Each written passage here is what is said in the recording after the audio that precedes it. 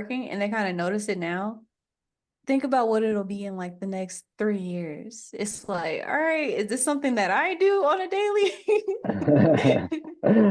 Yeah, for sure. I think there's also some benefits, like, we were talking about emotions earlier, but because Mm, people are emotional, sometimes, emotions get in the way and it causes conflict at the workplace, right?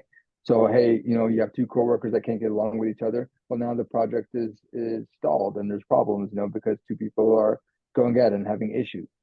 With AI, you don't have that. There are no emotional issues between AI and AI. It's just like, hey, it's just a computer program, it's running and it's doing the work, and if it can be replaced, it's very attractive, of course, to upper management who just cares about the number, getting the work done, and doing it as for a profit.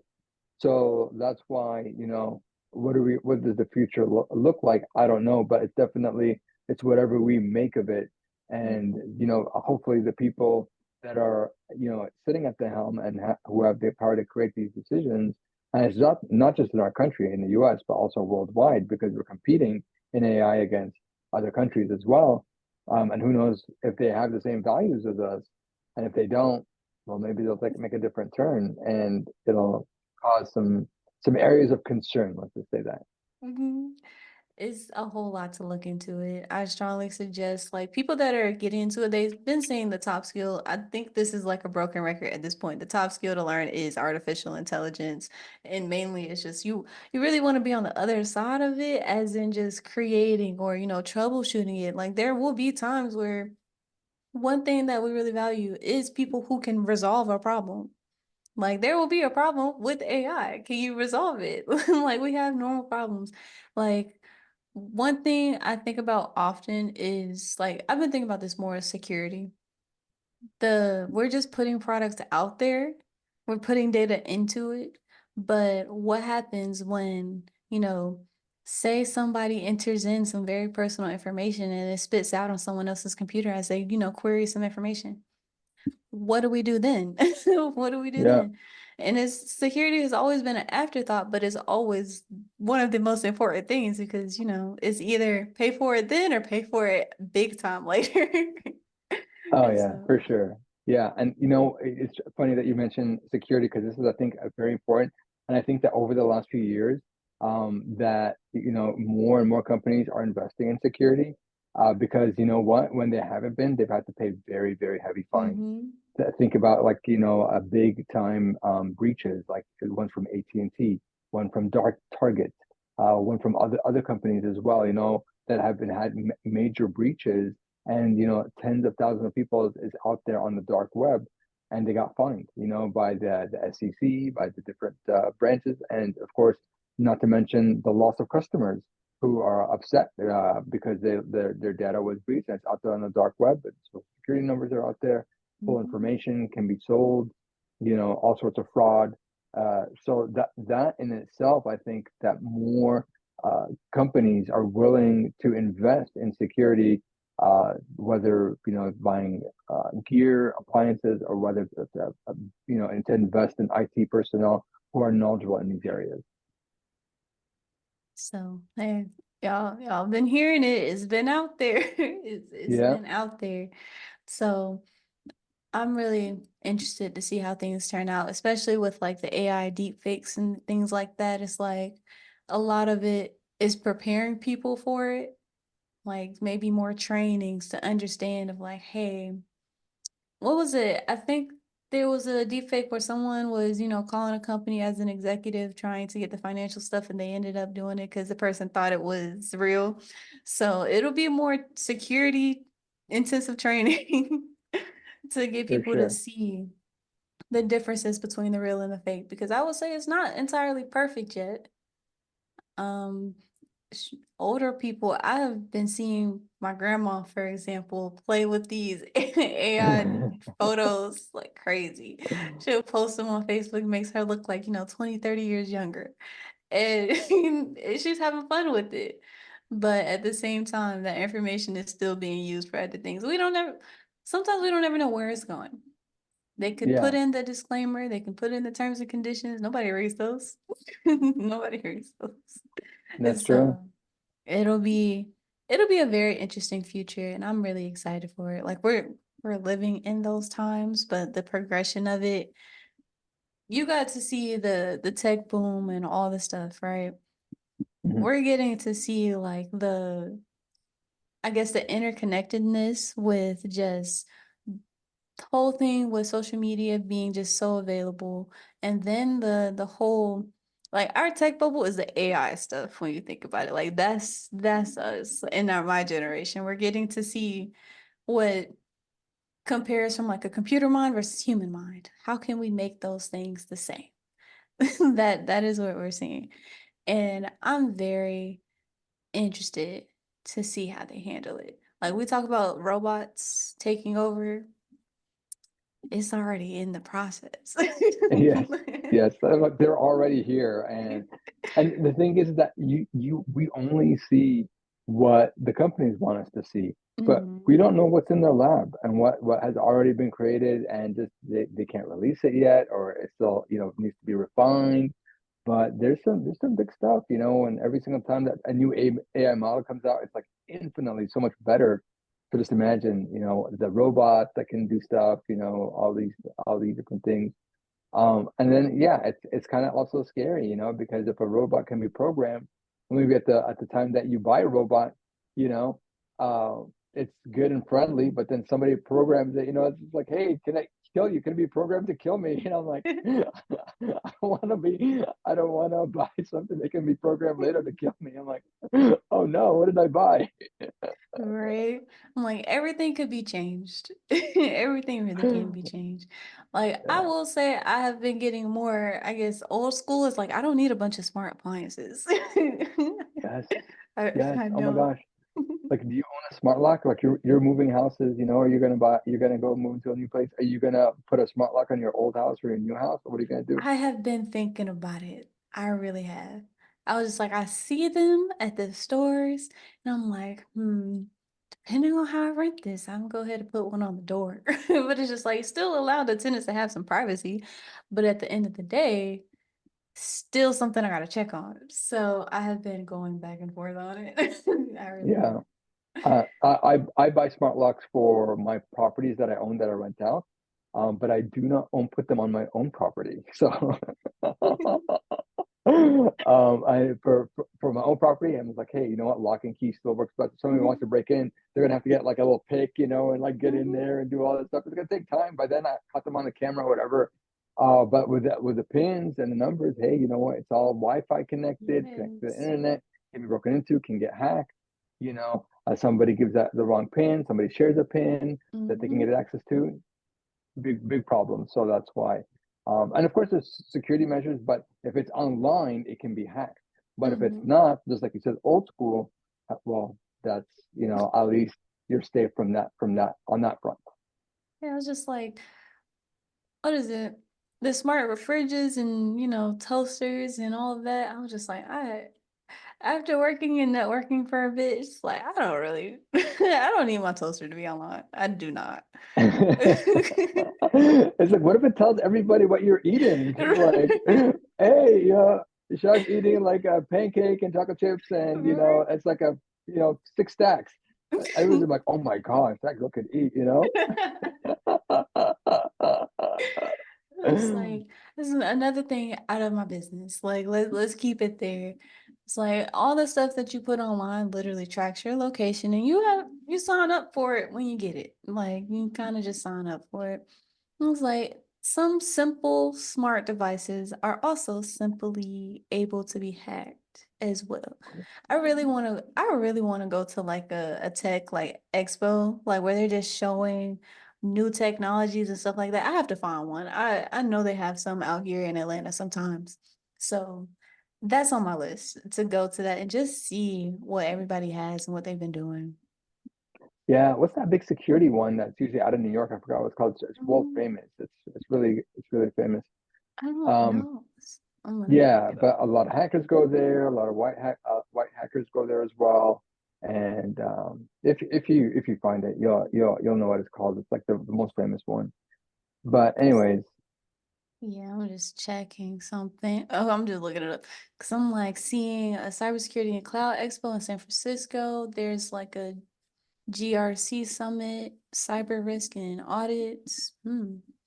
No, not maybe Yeah, it's usually some other time. this But is either in way, I Baltimore, mean, but yeah, there's always going to be lots of stuff, but I think that with security, it's definitely a very high concern, and I think you mhm, can't go wrong also when going in security if you're thinking of it as in a field. It's competitive, and you're going to have to always be on the forefront of the latest thing. So you're always going to be have to study and to read and to keep up yeah. with things. So that's the thing. It's like kind of like a doctor who kind of like is always needs to have a refresher, except you're in the IT security field, you know? hmm I just like one thing that I realized if you really do want to get in here, you gotta stay up to date. Like you will get left behind. There are some fields where you will do the same thing every day from start to finish. There are, some, but when we shift all the technologies, you gotta just re-up, re-up the skills. It's up to you. I it's one of those things where it really is up to you. I've seen people get left behind. Then they could be my age, but they just don't want to learn nothing new. I'm just like, you just got here. You just got here. Yes. And then I've seen the other half where it's like people double like my age and they're stepping into it. They're ready for it. They're learning something completely new. And it's just like, wow. And they've probably done 3, 4 careers before this. And I'm like, you got to do multiple paths in life. It's all fun. Like I see myself doing multiple paths as well. Like I might switch after a couple years and do something completely different just because I want to just experience life. So, Yeah, and that's what IT enables you to mhm. do. You know what I mean? With the this the IT field is well known for being a field where you can make good money, and you can make it quickly and do things and have that, corporate security and all that stuff. But unfortunately, I feel like that corporate security and that job security is no longer Yeah. really there. And Hmm. it's diminishing just with a lot. We're seeing a lot of layoffs this year from Yeah. Microsoft and Google and other companies as well.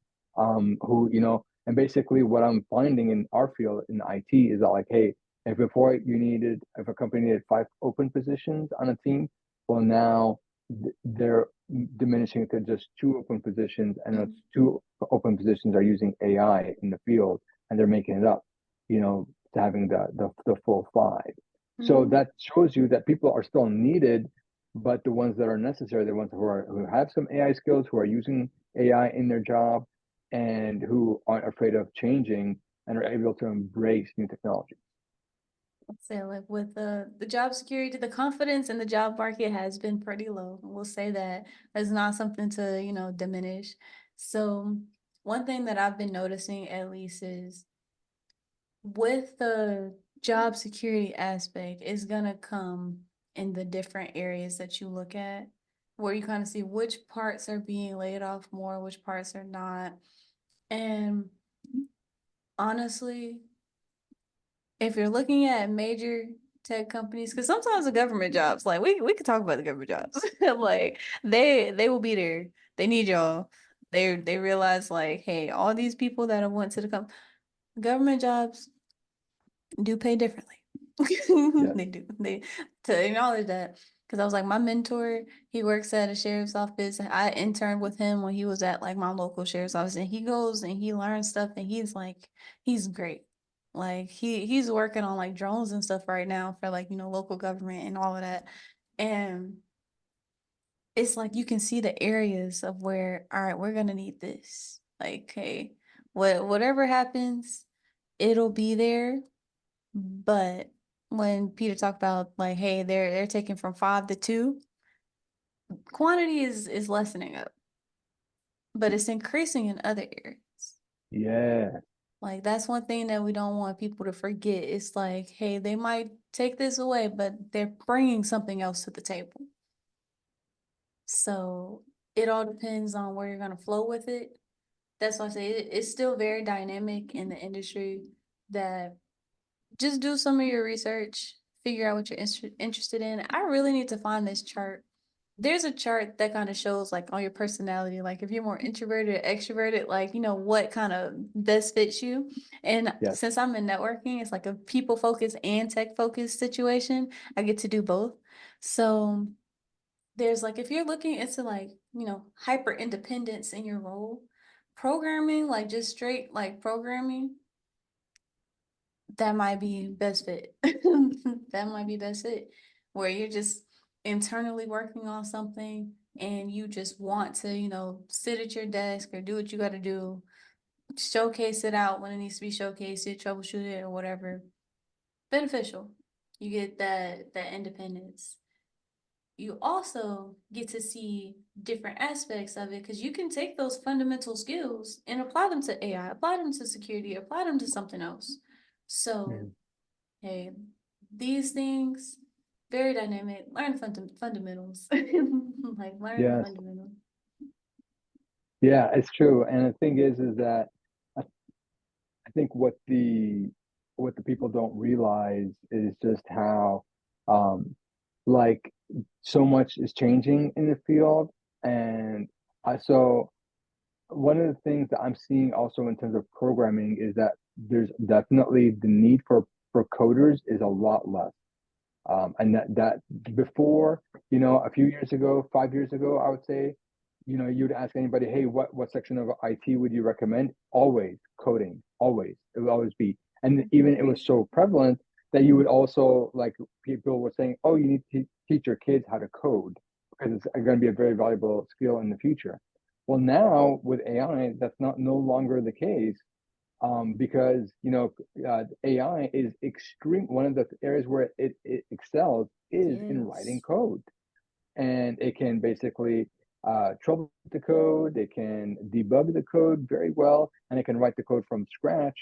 And then additionally, you're seeing a lot of low code, no code tools coming on the Mm-hmm. scene, because basically, if you know anything about coding, then you're going to know that once you learn just the basics, it's basically the same thing on repetition and just building blocks that you just keep on adding on top. And you're shaking your head up and down because Yeah. you know that that's true. And so the thing is that those things are repeatable. So it's like you don't have to build a building block from Mm-hmm. scratch every single time. You can build it once and then just copy and paste it multiple times Yeah. and then do those things. And so that's why there's a lot of components in programming that are repeatable that you don't even have to build from scratch anymore. So that's why the need for programmers is still out there. I'm not saying it's zero. No, it's still out there, but it has greatly diminished. And the outlook for coders and programmers, everybody that all the articles that I'm seeing and everybody's talking about saying, hey, the need for this type of job is diminishing with the growth of AI. Oh, so on that, I really do think with all of this going on, we all talk about AI is gonna be creating itself at some point. Like it's gonna be like a whole thing of just a cycle. It's like, all right, put this command in, like whatever you want it to do. AI is gonna create the whole thing. It might even, spin up something else with it. With that, one thing that we talked about in like some of our previous episodes just regarding AI is just the fact that it can have hallucinations. Like it's still not perfect. That's one thing, it's still not perfect. We have oh, I had read this thing in like one of the tech magazines. It was talking about how even some prisoners, I think this was in Finland or something, that was some prisoners that were doing like moderation. So they were just like, is this accurate and stuff like that? Like, does this make sense? Is like, does this sentence, is this cohesive or something like that? Whereas just content moderators or just somebody who's reviewing the stuff. It is very important when we go through these technologies, we're shifting them, that we do need an expert to just understand and flow through it. That's one thing that I feel like we've kind of been forgetting, but they're out there where you need an expert on a topic to make sure that AI is actually cohesive with like they match. Like you need, say, we've had plenty of people at the company retire or something. So say they're 10 years, 20 years in, all that knowledge that they have, right? Like all the information that they could be sharing to people, but it's not really documented somewhere. Imagine just taking like one day or a week to get all that information off of somebody. And all they really have to do is just say the topics are already like in a knowledge base, right? But there are a couple things that just need to be added to it. Like all that tribal knowledge just has to go somewhere. say AI spends some time just listen, like say it's for a recording, text to speech or whatever. AI goes through, they update the different areas. I could see that happening where it's just like, hey, let's do a brain dump into our system so we can go ahead and check this. And then you tell us, hey, this correct, fix it for us. And then it's like, hey, I only spent probably like a week out of my 10 years to just get this information recorded and just verify if it's right. That's something we desperately need because I'm seeing so much tribal knowledge where I'm at. It's like Yeah, everybody's information is in their head. that's a big problem. And how do you get it out of there? And that's the big issue. And who knows? I think there's and then how close are we from embedded technology, that like, hey, you know what, if I want to get that tribal knowledge out, do you have to sit there in front of a microphone and sit there and record into a video or audio, or is there some chip where it can just go in there and go find those neurons, and those memories, and just like download everything, it's like the Matrix. Who knows? I don't know. We're probably a few years away from that, but I think that we're definitely, the future is biotech, and that there is going to be technology that can do that kind of stuff. Of course, and we'll have to talk about the dangers of that, but it's definitely in the foreseeable future. I get really curious about like the embedded tech. Like we understand people that have prosthetics and how they utilize technology to have like a functioning limb. Are we really too far from it? Is it's just like that's just another aspect of it, right? So even with like, how we chip our animals because we don't want them to be lost. Like if somebody finds them, they can just, hey, that you belong to this person. So, and it's not too far. There are a couple people that I've seen on just like TikTok and YouTube who embedded like chips in their hands and they utilize those to unlock their homes and other devices. So it's like, it's I getting know. there. It's getting there. Yeah, for sure. It's like once they can copy the human mind onto just like the something the size of probably a micro SD card at that, it'll be I wonder what it'll be like. I watched a couple people play Cyberpunk, and I'm just like, it'll be an interesting world. It'll be an interesting world. Yeah, yeah, for sure. I mean, and no matter how much, the growth of AI happened, there's still the foundational truth that, human beings are, emotional creatures, and we need relationships and Mhm. connection. And that we'll always have a need for that. So, how is the future going to look like, and what are relations going to look like with the rise of AI, and how is that going to be affected? So, there's lots of interesting conversations, and I think there's definitely pros and cons, and to both sides, but definitely the world as we know it right now in 2024, it's changing. And I think 2030 is going to be the big year where the world economy and the world as we know it is going to go through a big change, with a lot of the different United Nations initiatives that are happening that are supposed to take place that year, and things like that. So I think definitely be on the lookout. You only have 6 years left before we see a drastic change in the world. It's like, don't worry. But you just Yeah. you don't know. Like a lot of things have just been, start learning and just start preparing for what you would like to do. That's what I've been seeing it as. Because a lot of the stuff will be, how some things will seem so far distant. Like, say when cars came out, not that many people had them, but now it's an everyday thing, right? So like EV cars are out. I'm seeing more and more of them on the road. I'll say I don't have an EV car. I've been thinking about it. Probably will get a hybrid at first, simply because I have been taking long drives in the country places and everything. So we'll need to shift into it to ease into the full on EV. But all the gas stations that are popping up, they already own chargers out in locations. So once we all talk about like gas going away, my sister works at Quick Trip. She talks about like eventually there will not be any gas. Like they're popping up so many locations. They're doing so many different things so that way they can still be diverse. And once it's time to shift, they're ready to shift. Like once we go full electric, the gas stations will pretty much be just charging stations. Yeah, I do own an EV. I actually, so does my wife. So we've gone all EVs out here in California, and we also put solar on top of our house. And I'll tell you one thing: once I've gone EV, I'm never going back. I'm never going to a gas station. And over here, I live in LA. I'm gonna tell you the gas prices out here. You're gonna think it's ridiculous. But over here, gas goes for 5.25 a gallon. Oh yeah, that's So crazy. yeah. So it's like, hey, do you want to pay 5.25 a gallon? Or do you want to get, free electricity from the sun? Yeah. I was like, I'll go for free electricity from the sun, please. So that's what we did.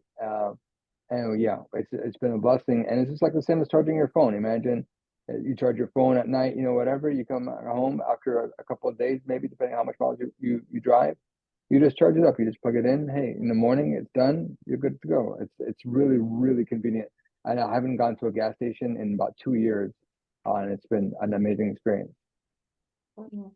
One day I'm gonna get there with y'all. Like Yes, come on they're over. building out some more charging stations out in the area, and I will also have a garage soon once I move. That's where it makes the most sense is that when you own your house and or rent whatever, but typically it's own, and that you basically install your own EV charger at home.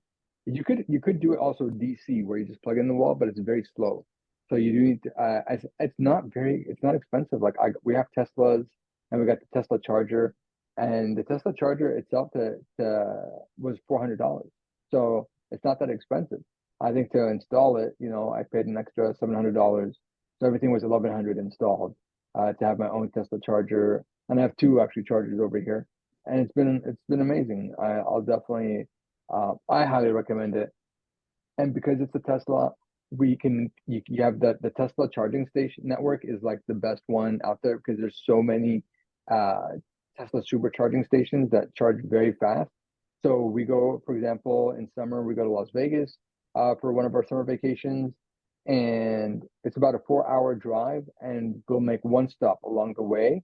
We'll find a nice gas station that's huge. We'll charge there for about 40 minutes. We'll get a full charge and we'll go out there, get some sodas, get some food, make some time, have a good time with it, and then get back in there. So, it's not that bad, and I think even the charging times are getting better. So, just something to consider for anybody thinking about EVs, since this is a tech-related show. Like I have seen the increase. I think it's like almost every other week somebody, got a new Tesla at my job. It's like You need one. It's calling your name. It's only time. Come on. It's just, hey, finish this move up, and then it's your time. I'm just like we all have a look. I've seen some pretty ones, some wrapped ones, and I was just like, I love the look of a wrapped car. Oh, is something about it. I'm just like, one of these days. Yeah, for sure. It's- But I mean, you've got your head, in straight because you're doing everything right because, you're looking at like, hey, you know what, the money that I'm making from my IT position, how can I invest it? And, that's what you're doing. So you're buying more property and looking to invest and to grow your net worth, which is incredibly wise, very smart. So I think that you're on the right track. And, pretty soon, at any time, actually, technically, you could be taking out the equity, a loan out of the equity of your home if you wanted to, and putting it towards an EV, which wouldn't be the smartest way to do it because, a car is a depreciating asset. Mhm. But I'm just saying that one day, as you acquire more and more properties, you want the income coming from those properties and everything else to pay for your lifestyle, including whatever businesses you own. And I see you also being an entrepreneur. So I definitely see that you have an entrepreneurial mindset, and I see that in your future, not just one business, but multiple businesses where you'll be doing joint ventures with multiple people. I wouldn't be surprised if your income definitely goes into the seven figures very quickly. Yeah, it's gonna happen. I'm speaking it into existence. Yeah. Okay. That's good. That's good. And so we have been, I don't even know how long we've been recording, but I gotta get back to the reason you reached out, or how your team reached out to me. We gotta talk about SwiftPress so that way we can discuss like your side of it, the avenue you took. You talked about, making a website for your wedding to share the photos, and it came out kind of bad. And then you worked on some more, and now you get hired by other people. So let's talk about that. So honestly, now I see on here is like how to use AI. We've been talking about that to attract, people to your website. Like, what does that look like? Yeah, to basically to use AI to attract people to the web to my website, we do use a lot of like social media, So one of the things that I like to do is to take like these video clips, for example, like like you'll be posting this on YouTube. So what my team will do is that they'll take the, whatever you post on YouTube and they'll use software called Opus Clips. And what they'll do is that Opus Clip will automatically, using AI, identify the most interesting parts of our whole interview. So imagine we've been talking for an hour, it'll automatically find it and it'll chop it up and it'll put like the text at the very bottom, that you see on Mm. Instagram, so that people, if they Yeah. want to like don't want to like listen to the audio and they just want to read it. So it'll add that. And it'll also add B-roll footage to keep it interesting, on top of it, that depending on what we say, it'll find stock video and add on top of it. It'll create like 1 minute videos for reels, for Instagram reels and other things like that. And then maybe you want a short for YouTube, you can do that. You want something else for Facebook, you can do that. So this is how we use AI and the tools out there to attract people to our business. So people see, we're giving out a helpful tip on the podcast, and AI will chop it up and make it something wonderful. And then I'll get, links back to my website and like, oh, building credibility, building relationships with people. So that's just one of the ways that we could use AI to attract people to our business or to whatever it is that we want to do. It's the more we talk about it, the more simple it sounds. It's like, It, okay. It's like I want to see the process if we ever have like some time. I feel like we could do another episode one of these days. for We would sure. definitely do that episode. So let's talk about what is it? I see WordPress mastery on here. So like what's the challenges with WordPress on there? Yeah, for sure. So WordPress is the number one website building platform in the world. So there's approximately 2 billion websites on the internet, and approximately 845 million of them are built on WordPress. And basically, there's nothing even that comes close as number two runner up that even has close to those numbers. So it's open source. And so the beauty of open source is that it's widely available. All the source code is out there. So it's very secure. So, and whenever there's vulnerabilities, they get patched very quickly because you have a huge community behind it. It's the number one biggest community out there for website building. And whatever you want to build on WordPress, it's basically already been done, and you can just use these third-party developers that already created these apps on top of WordPress, just like you're on your iPhone or Android. There's a whole ecosystem, and you can build different stuff on top of your site. So if you want a membership site, you can do that. You want a like a classroom site, you can do that. If you need like a dashboard or reporting dashboard, you can do that. Whatever it is that you want to build. Now, the challenge is that when you're building these things for clients or for yourself, if you're building it for yourself, one is it takes an enormous amount of time, especially if you're new. So the best thing is to hire experts in the field that know what they're doing and that can troubleshoot it and that can build it for you and that can develop new features for you and help you fix it for an affordable cost. That's the best way to leverage your time because that's the only way you can grow. So the challenges with WordPress is that when you start adding these apps on top of each other they call them plugins in WordPress, is that they can talk to each other, but they can also um, fail and they can bring your website down if you're not careful, and they can cause conflicts with each other. So in the IT world, it's like, hey, imagine you're basically in your networking, you're adding different appliances by different vendors, and basically they don't talk to each other, and if they do, one conflicts with the other because they're seeing each other as like a foreign entity on the network, so they're like thinking it's like oh, are you hacking in here? What are you doing? And what are you doing? So it's like, because they don't talk to each other. So that's why you need, sometimes integrators and professionals to help resolve those issues. Okay, so is that like the type of services you guys offer along with the support that comes with it? Yes. So, a lot of people, and one of the things I wanted to bring up is because it also, you brought it up earlier, before we were talking, is that a lot of times when we talk about those things, it sounds like, wow, somebody who does websites, that must be so expensive. But the thing is that now, because of like worldwide talent, from all over the world, prices have really come down for these type of things. So you can go out there and pay, a website developer for $5,000 for it to build you a website, and then they'll charge you like $500 a month for a support plan or something. But for us, we want to make it really accessible to the small people, to the small business owners. And so what we found is that for either startups or small business owners, is that they don't have that 5,000. If they do, they want to spend it somewhere else. So what we did is that we took away that fee completely, and we said, hey, there's no fee. You don't have to pay us the $5,000 that's typically available, and you don't have to pay us the $500 every single month for support. Just pay us $99, and that gets you unlimited pages. We'll design a brand new website for you, and we'll give you unlimited support 5 days a week.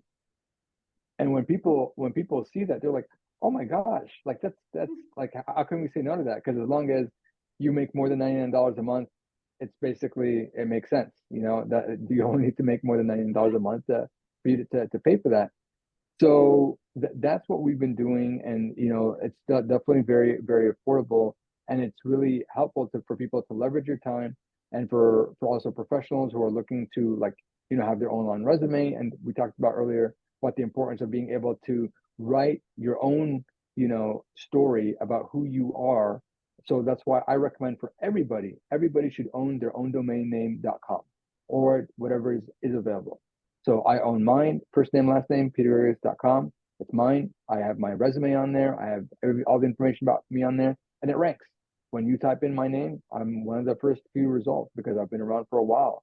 And that's the privilege, the most, one of the most important things that you could do is to own your own name, website, and to have it populated, and to actually don't just buy it and not do anything with it, but actually put your information out there, because if you don't do it yourself, Google's already doing it, and so are all the other search engines, and they want to find out. They're on a mission to collect all of the world's data and to write about it and to publish it. So whether you like it or not, your information is going to be out there. So you might as well be in control of it. What is it? One of our last episodes, we talked about Web3 and like how you're being in, like how you're in control of, your data this go around. Basically, we talked about it from like a security perspective, but like for the website and stuff like this, one thing that does get, I guess, more forgotten about is the amount of support that is needed, especially if you're new with it. I would say like I definitely have not made one because of time. And when it came to just even editing stuff, like trying to do it, WordPress has a lot of stuff going on. Like, I definitely needed support at the time to just go through and just say, hey, I need help. I need someone to come through and fix my website. What is it? Like Ayanla Van Zandt, like her Fix My Life videos. I needed that for my website. To fix. So so yeah, I needed support. So I really think that even time comes, like I might be asking you some questions just like, hey, how we get this thing looking right? Because I definitely like the version of like tell your own story. Because all the information on you is being collected. Honestly, if you apply to jobs, you're being looked up anyway. So if you need a means to Yes. work, you will be searched up. Yeah, So for sure. And I think one of the things also that you're going to discover as you become, as grow, when I see yourself creating your own businesses. So you're going to be a CEO one day, and there's going to come a point where, like, there's only so much hours in the day that you can work. There's only so much that you can do. So you're going to come to the point where like, okay, I need to produce more output. How can I get this done? There's only one answer, and the answer is teams. All right. You can only do you can there's an African proverb that I love. It says, if you want to go fast, go by yourself. But if you want to go far, go as a team. And that's so true. Hey, you want to get something done quickly? Hey, go do it by yourself. You don't need no rules. You don't need to ask for permissions. Go do it. Get it done with. Boom, it's done. Mhm. But if you want to go far, then you're gonna need a team behind you, and that's where I see you going. Is that you're going to be going and you're going to be learning in teams because you have high emotional IQ, and you're going to be an amazing boss, and you're going to be able to pour into people, and people are going to love working for you, and your businesses are going to be so successful and bringing in 7 figures. And I wouldn't be even surprised if they're bringing in 8 figures. And because of that, you're going to need, okay, I could build my own website, you know, or I could have a team who builds it for me. On another, hey, I could do my own accounting. I could do QuickBooks, or I could have a team do it for me. And that's the whole point, is that the people who go far further are the ones who operate in teams. And that's what you'll see.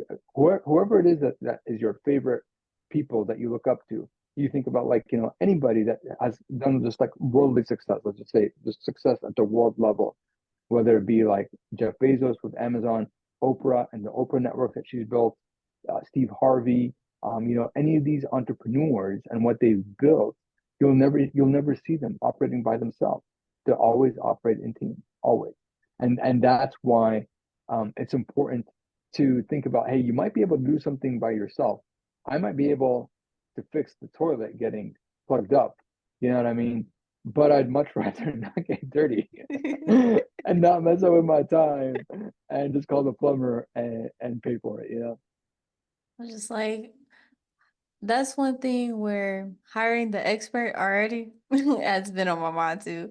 And people that have the means to do it, definitely take the chance. I have went through and I've shown support in different areas. Like, one thing about me is like, if you are, I guess, struggling with something, I can find the areas of like how to get you support in those. That's one thing that I really enjoy to do. The podcast with the career focused stuff. Literally a lot of people around me have struggled with their careers, and they, want to change it, want to do something else. This is out there. This is like, hey, everyone that I have on the podcast is like someone that can easily be connected with and just talk to, or at least you can see what they're doing. And it's not something to stray away from. Like, it's Yeah. it's a lot of information out there. The tools, the guidance. What is it? There's something that I've been hearing a lot where it's like you already know what to do, it's just time to take action. Yeah. I think also, like, I believe that the best entrepreneurs and the best people that make it far in life are those who have faith and who Mhm. believe. And I believe that before you can receive, you have to believe. And that's one of the guiding principles in my business and in my life, is that every single time I've made a new hire, believe it or not, I've had to take a step of faith and to believe that I will have the money, because I did not have the full salary amount that I was promising that person. And I say, okay, I'm going to jump out in faith and believe that this is the right thing to do, and I'm going to trust. And because I did it and I hired that person, I'm like, okay, here we go. You know what? Within a few weeks, that money came through, a new client came in, something happened, and it caused for that thing to come. And every single big step where I've multiplied my business or grown it, it's always because I believed, and I had to believe it first before I actually could see it or to have it. And so that's why I think it's really important that, you have to operate in faith and kind of see, hey, where are you going? And to go in that direction before it actually happens. How would you behave if what you already are thinking is going to happen in the future, if it was already done? And Mhm. and that's and that's the action steps that I think that you're talking about. Mhm. It's interesting. I feel like me and Byron and someone else have like vision board meetings every month. Like we talk about just the Good. different goals and things that we're working on. And for the next meeting, that is literally one of the questions that I had wrote down. I was just like, hey, what is envision it? And like, what does that look like right now? Like, what are I would say like, what's the five senses of it so that we can just get a feel for it. So that question is really interesting that like Byron's not on because he don't know that that's a question I'm asking, but sometimes I Yeah, like to I just think surprise him. But it's a good question, and I think it'll be definitely worthy of a good answer. yes. Oh, let me see. I know we are like running through time. All right. This is going So, to be 3 episodes, I think. right. So I want to make sure that I get to talk about it. So we've really been hitting on the thoughts, comments, and concerns section already. So, like, let's talk about like what are some tips that you would like to give others, to, get to where you are. I know we talked about the faith and, believing in what you do. Is there anything else you'd like to add? Yeah, absolutely. I think don't be don't be afraid. Don't be afraid to take a risk. If you fail, you fail. You know what? It's not the end of the world. Always think about, hey, what's the worst case scenario and plan for it. And a lot of times I think that us as people, and maybe you can identify with this, is that you think like, oh, the worst case scenario is I'm going to be broke and I'll have no house and I'll be on the street, right? So that's a lot of times like, oh no, like like you're gonna break the bank. Okay, the likelihood of that happening is slim. But let's say that's a real fear that you have. Well, try to plan for it. You know what I mean? And sometimes it might not be that you can always save enough money to make sure that doesn't happen. But one thing you can do is that, hey, you can talk maybe to a trusted friend or family member and say, hey, mom, dad, hey, friend, if I'm gonna go out and start this business venture, if worst comes to worst and I fail, can I sleep on your couch? Can I count on you for me to have shelter? And I might need some canned beans. Can you help me out? And they'll laugh. They'll think it's funny. And I'm sure if they're your friends, if that's really concerned, they'll say, yes, you can sleep on my couch. I'll buy you some food. Don't worry about it. Hey, okay, now you know what? You got the worst case scenario covered. Go out there and try it, and do your thing. So I think that's definitely something that I would say, hey, take a risk, plan for the worst so that you feel comfortable doing it. And the other thing I'd like to say is be careful of whose advice you take. Because I think for me, seeing where I'm at right now, a lot of people said, "Hey, don't make the career moves that you've made. Hey, don't take this job. Don't go into this business. This is bad for you." And some cases they were right, some cases they were wrong, and I did what I thought was right, and it turns out that my gut instinct was right in those cases. Other times I was wrong. I totally admit it, and I should have listened to the advice. So that's why try to come up with a mechanism. Hey, how am I going to know if this person has really good advice or whether I should just go with my gut, or whatever it is that I want to go do? Because you need that guiding principle to help you out to navigate the different parts of your life. Oh, I like your advice. Like, I do think that people can benefit from just taking, for one, the listening to not be careful who you listen to. That's one thing that, everybody should know by now. Yeah. And then every lesson or every experience is a learning lesson. Whether you succeed or you fail, it's all going to be how did what did you gain from it? What's some things that you can take away? What is something, you can try again or not try again next time? I used to be afraid of like failure. Like when people ask me what my fear was, I would just be like failure. I'm scared to fail, right? But I just really morphed that into like I'm not scared to fail. I'm going to take every opportunity as a learning opportunity. If there's something that didn't work, I just found a way that it just didn't work this time. And then I would just try again. I could find a way that it does work. It's all trial and error in life. And that's what I've been realizing. Like when I look at it from my younger self, even though I'm like only 23 now, my younger self, whereas a lot of the stuff, I'm still here. There are a lot of things that we might have went through, but I'm still here. And guess what? It's all trial and error. It's just all trial and error. So that advice, I love that one because I've gotten over my fear of failure. It just changed into just understanding that things are gonna happen. You can take your Yeah. strides, take your L's with a smile on your face, but understand, what got you there. That's like the main thing that I took away from it. It's just like sometimes the L you take in public, in private, you can cry about it or whatever, but just learn the lesson.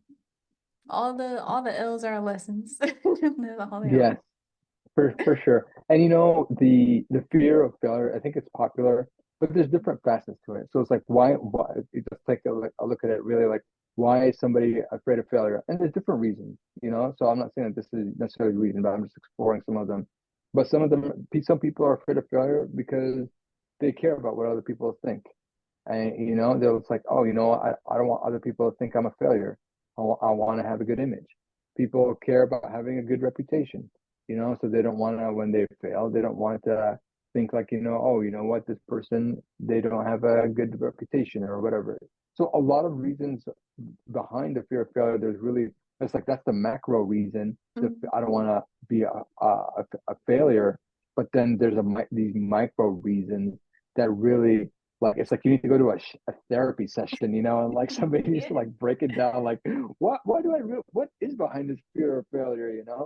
But it's interesting to unpack that, and I thank you for your transparency and vulnerability on today's show because I think that it really inspired a lot of people for them to also connect with you and to be like, yeah, you know what, me too.